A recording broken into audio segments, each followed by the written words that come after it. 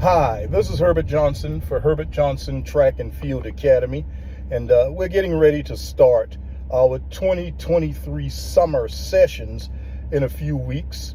And most of the athletes that we have that are going to do well, because we try to start you now in learning the basics of how we throw, the philosophy, the reasoning, because to think that you're going to come out and learn how to throw in a couple of weeks, a couple of months, most people, coaches, athletes, fans, they go to a video, and the video tells you this grandiose overview of what you need to do.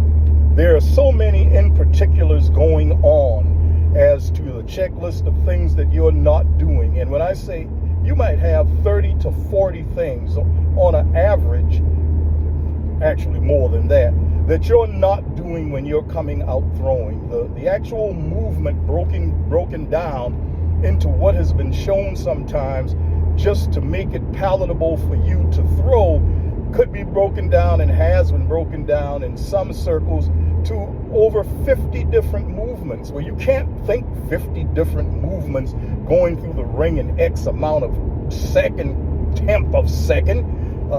Those things have to be automatic. The other is most of the information you're going to get, and we're talking about 99% of the information you're getting, has nothing to do with understanding how long it's going to take you to accomplish even the minimal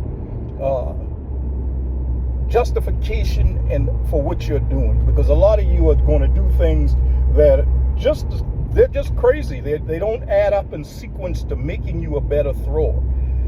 There are more than, let's just start it. There are probably 4 different ways to come out of the back toward the ring, into the ring. There are probably 3 or 4 different ways that you enter the ring. And this is for rotational shot put and discus, and to a lesser degree for the glide, but there might be 2 to 3 different ways to come through the ring in just the glide. We're not talking about even setting up in the front. There are probably 2 ways to set up in the front. One way to set your feet up in the front that is probably the accepted way of setting it up.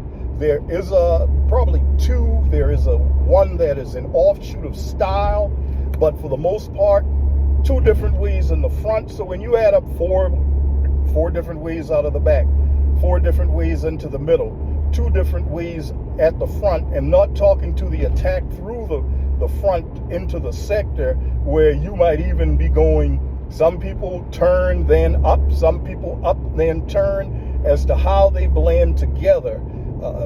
These things, when you multiply them, exponentially become, wow, that's a lot of different combinations that you can be using. And if you don't have someone who's an expert, or who is at least keeping up with why we're doing what we're doing, so that before you start using for a style, you have an understanding of the ways to do both of them, and someone who has a knowledge of looking at what you're doing and saying, this might be better for you.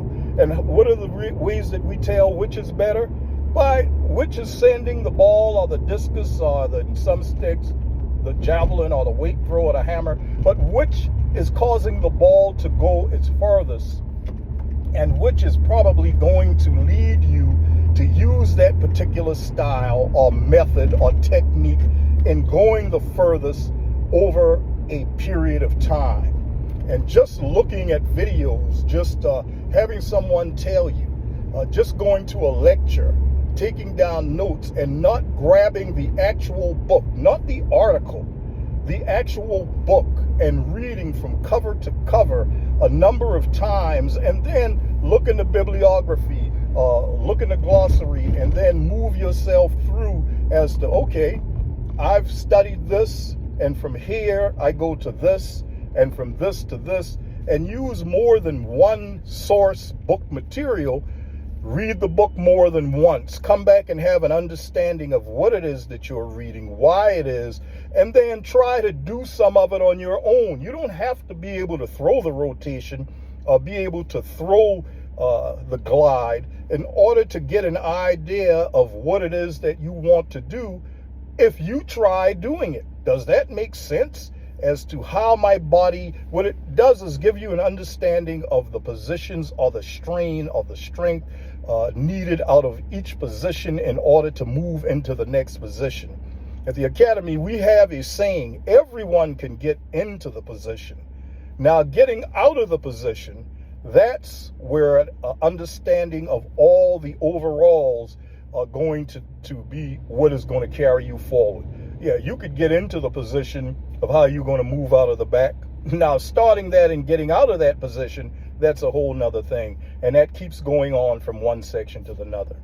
We'll get into more of that later on. But if you are interested in throwing, we'll get into some of the other events that we do coach also. But for right now, if you're interested in throwing and you want to get started from the beginning and have someone there to help teach you, not just tell you, because what we're doing is helping you to understand how to teach your body, how to get your body to do the things that it needs to be doing in order for you to be successful.